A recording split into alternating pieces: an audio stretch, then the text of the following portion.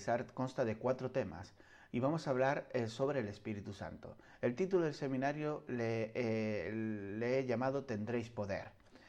Para comenzar vamos a leer un texto bíblico que se encuentra en 1 Corintios, capítulo 2, versículos 12 al 16. Y nosotros hemos recibido no el espíritu del mundo, sino el Espíritu que es de Dios, para que conozcamos lo que Dios nos ha dado, lo cual también hablamos, no con palabra que enseñe la humana sabiduría, sino con las que enseña el Espíritu Santo, acomodando lo espiritual a lo espiritual. Pero el hombre natural no percibe las cosas que son del Espíritu de Dios, porque para él son locura. No las puede entender porque se han de discernir espiritualmente. Pero el que es espiritual juzga todas las cosas, mas él no es juzgado por nadie. Porque ¿quién conoce la mente del Señor para que le instruyese? Mas nosotros tenemos la mente de Cristo. El Espíritu Santo fue enviado para proseguir el ministerio de Cristo. Vino para consolidar en el corazón del pecador la salvación provista por Cristo. En el deseado de todas las gentes, en la página 624-625, nos encontramos la siguiente declaración de la servidora de Dios. Su obra consiste, la obra del Espíritu Santo, su obra consiste en definir y mantener la verdad. Primero mora en el corazón como el Espíritu de verdad, y así llegar a ser el Consolador.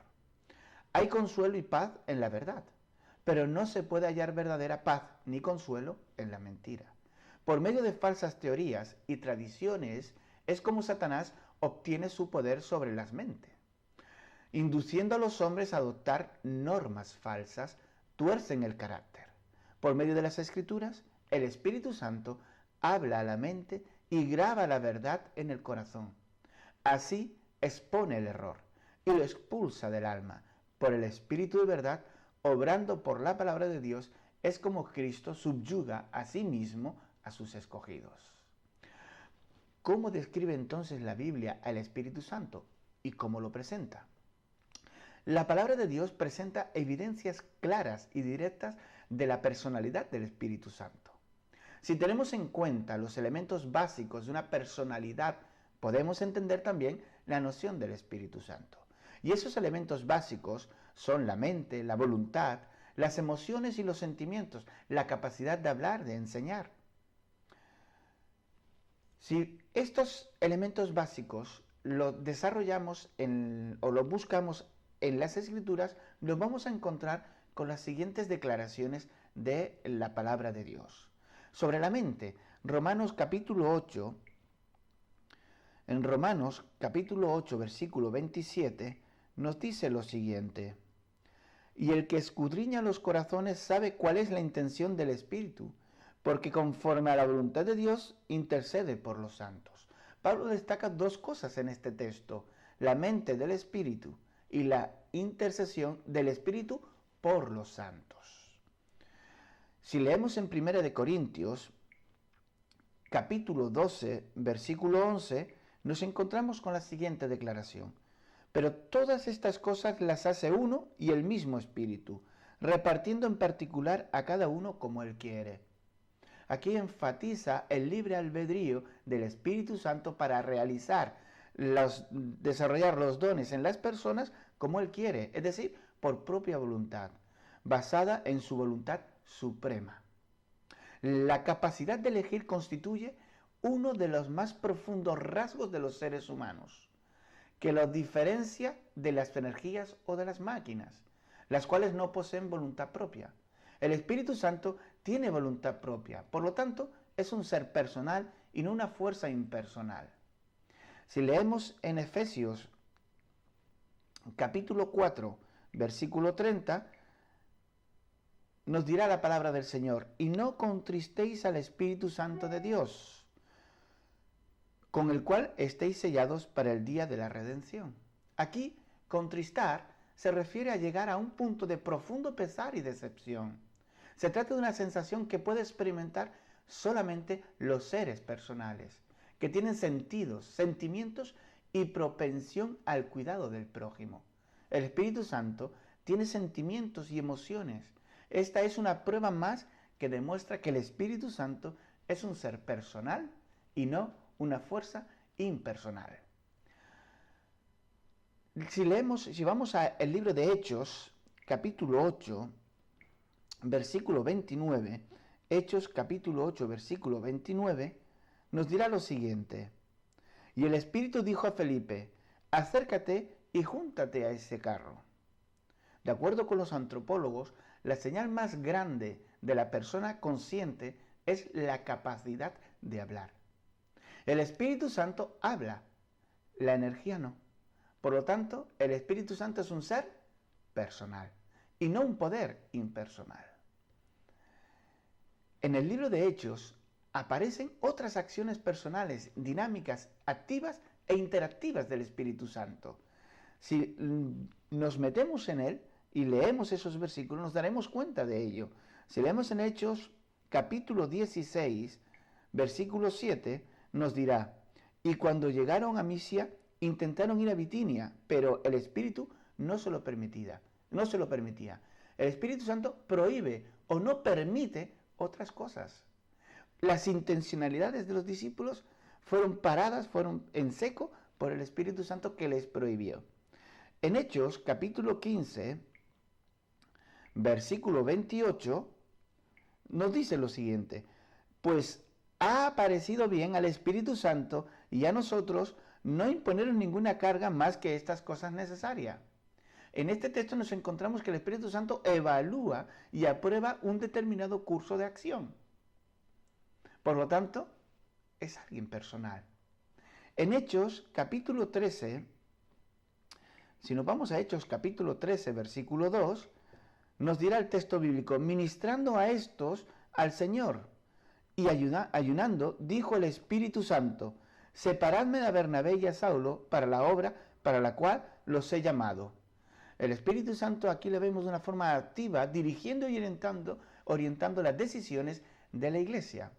Encontramos otra evidencia de que el Espíritu Santo es una persona, cuando utiliza el pronombre masculino él, ekeinos, refiriéndose al Espíritu Santo. Teniendo en cuenta que la palabra espíritus es neuma, es neutra, Jesús identifica al Espíritu Santo como una persona. Incluso aparece el pronombre personal masculino, ekeinos, 24 veces entre San Juan capítulo 14 y 16, lo que indica la personalidad del Espíritu Santo.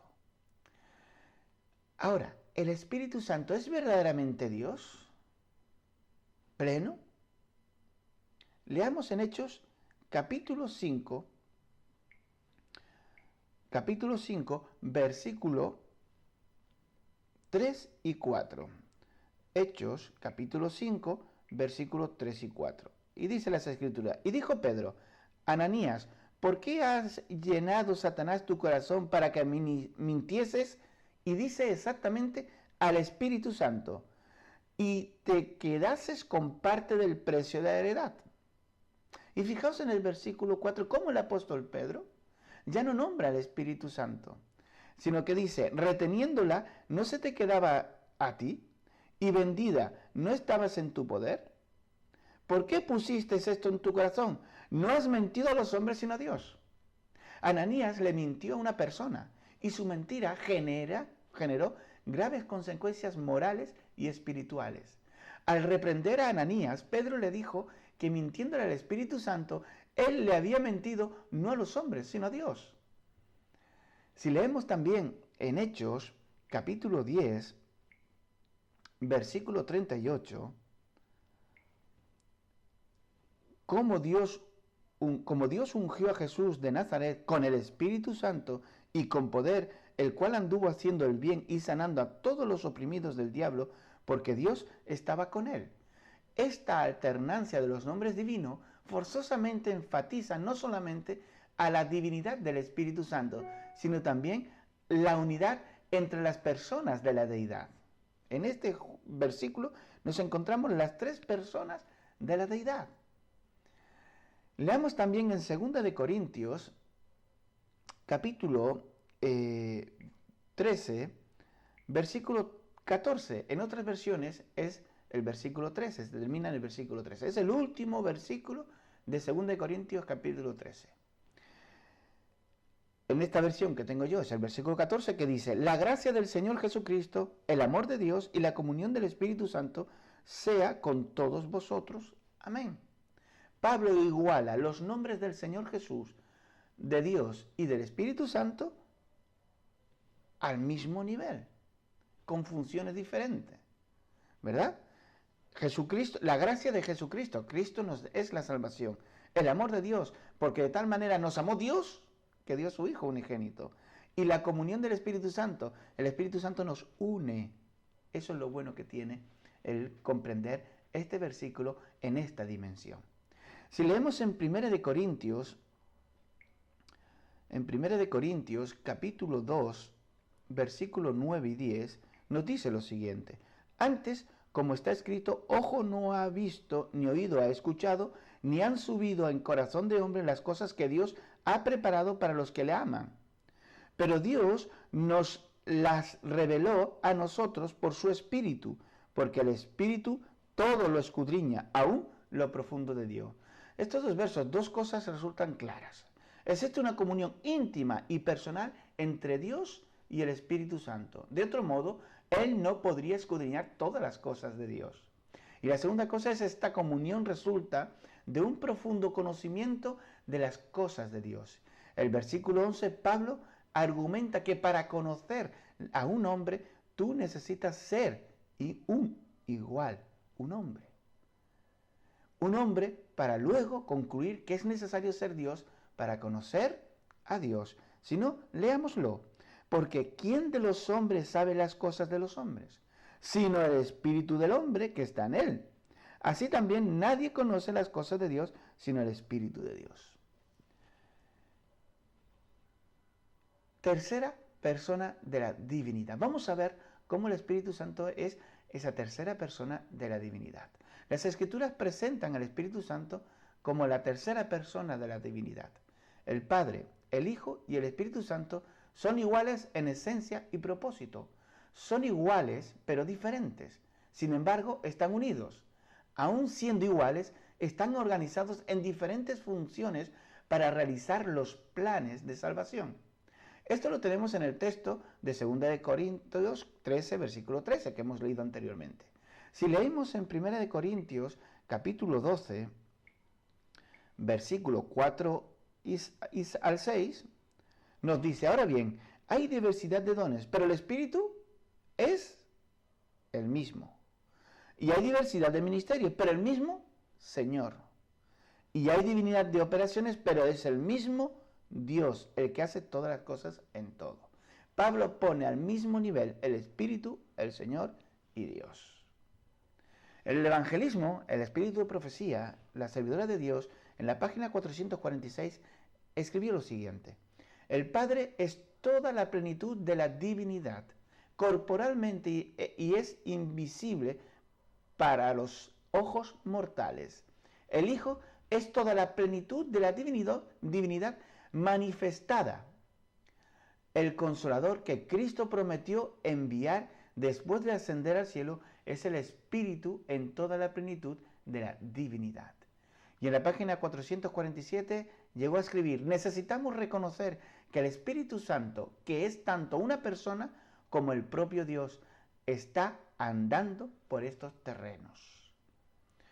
Queridos amigos, queridas amigas, en este primero de los temas, de los 4 temas que realizo sobre el seminario Recibiréis Poder, me gustaría concluir con unas palabras de la servidora de Dios que se encuentra en el Deseado de todas las gentes, página 623. En toda ocasión y lugar, en todas las tristezas y aflicciones, cuando la perspectiva parece sombría y el futuro nos deja perplejos y nos sentimos impotentes y solos, se envía el Consolador en respuesta a las oraciones de fe. Las circunstancias pueden separarnos de todo amigo terrenal, pero ninguna circunstancia ni distancia puede separarnos del Consolador celestial. Donde quiera que estemos, donde quiera que vayamos, está siempre a nuestra diestra para ayudarnos, sostenernos y animarnos. Queridos amigos, en esta conclusión me gustaría que pudieras sentir, ahí donde te encuentres, estés solo o acompañado, estés triste o alegre, estés buscando o hayas encontrado, que recuerdes que siempre a tu diestra está el Espíritu Santo para apoyarte, sostenerte y animarte. Que Dios te bendiga.